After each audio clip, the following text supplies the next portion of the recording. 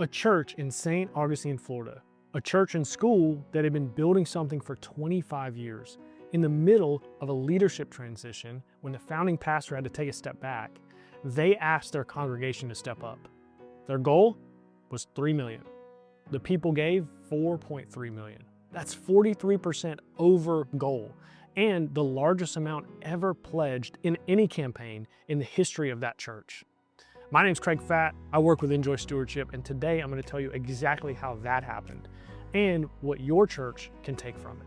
Here's what we're going to cover in the next 10 to 15 minutes. We'll start with who Turning Point is, a little context on the church and what they were trying to build, and then we'll get into the challenge because there were two real obstacles going into this campaign, not just one.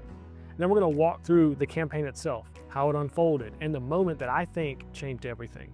Then we'll talk about the results, and then 3 practical lessons you can take back to your own church. And at the end, I'll tell you what to do if you see your church somewhere in this story. So let's get into it. Their goal was $3 million. Their people gave $4.3. That's the largest amount ever pledged in any campaign in the history of Turning Point at Calvary. Not just this campaign, any campaign ever.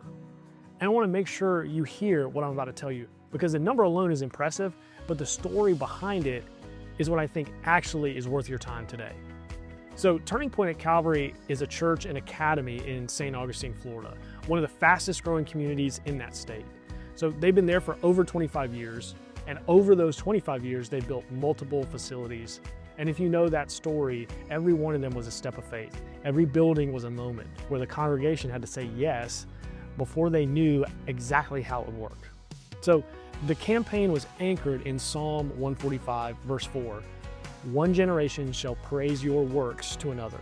So they called it the Generations Initiative. And that name matters because this campaign wasn't just about a building, it was about what they're going to pass on. Now, why did they need to move? 2 reasons. One was the school. So Florida passed education voucher legislation that put $8,500 per student toward private school tuition. So their academy already had a growing wait list before the vouchers. Afterward, demand exploded. So they needed space, not in 5 years, now. The second reason was the church itself. They wanted to expand their welcome area and grow their capacity to reach the community around them.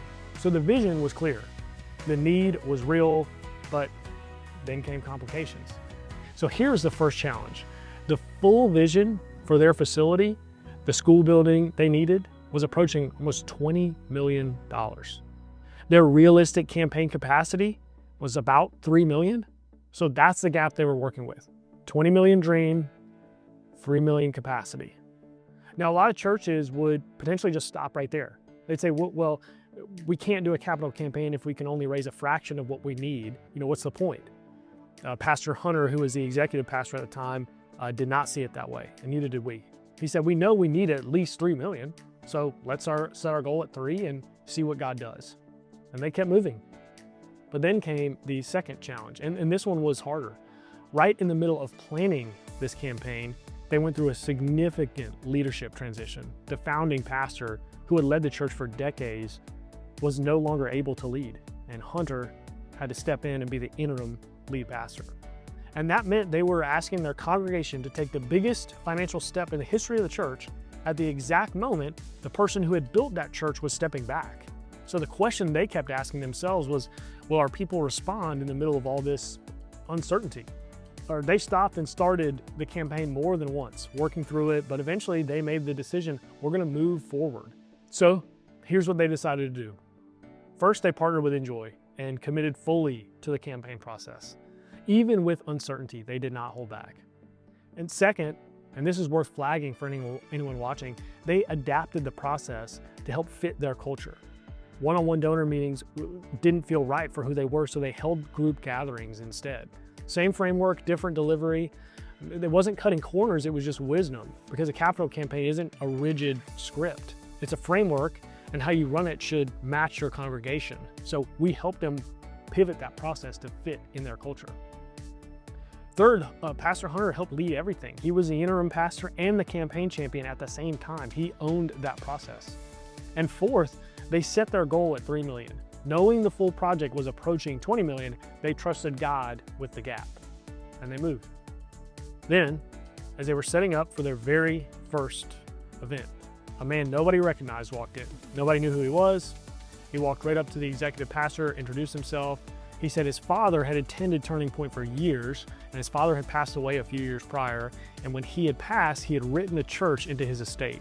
The estate had just been settled, and he handed them a check for $275,000. Now, I want to be clear about something. That gift didn't fund the project, not even close, but the timing was everything. Right before the first event, in the middle of uncertainty, in the middle of a leadership transition, in the middle of the biggest ask in the history of the church, it was as if God said, I see you and I got this.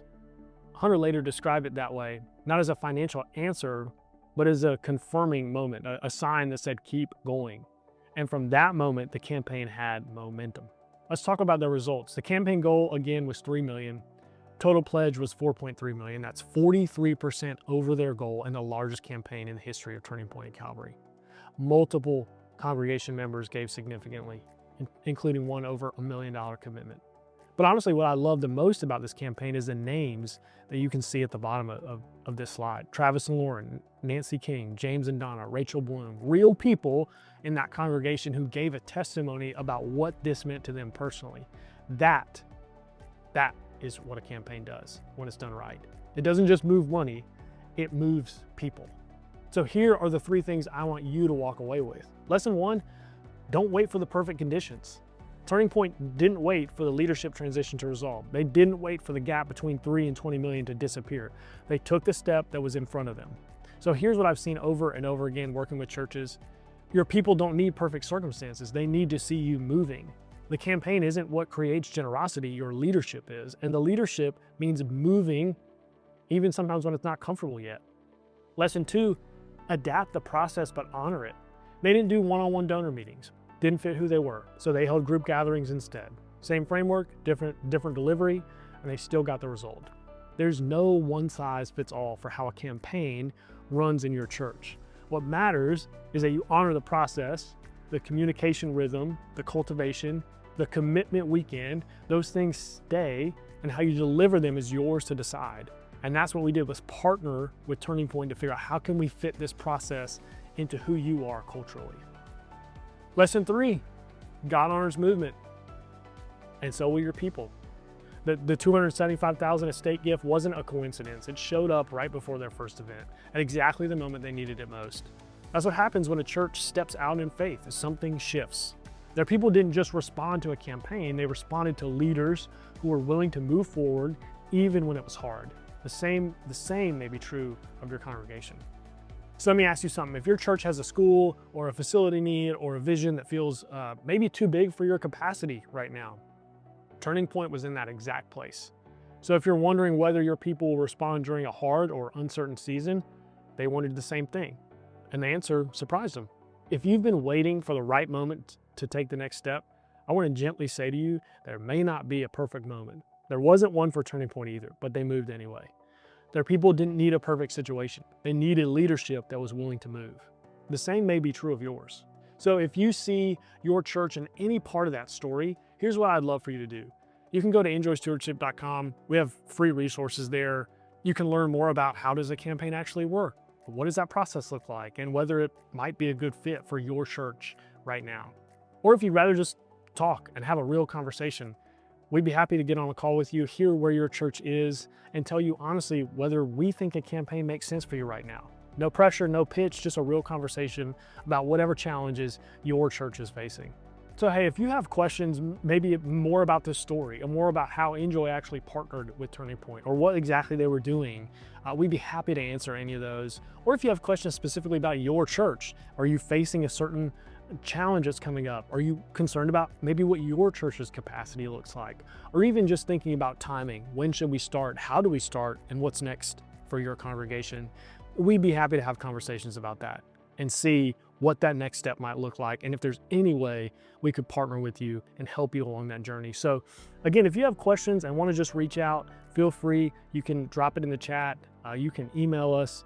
You can go to our website and fill out our contact form, and we'll have a link where you can also just schedule a call with one of our team members Again, we'd be happy to talk to you, and we're going to be coming out with more of these stories and more of these amazing campaigns, because this year has been incredible with some of the results, and we want to be able to share them with you and encourage you as well. So we'd love to talk to you more and talk to you soon. So thanks so much, and can't wait to see you.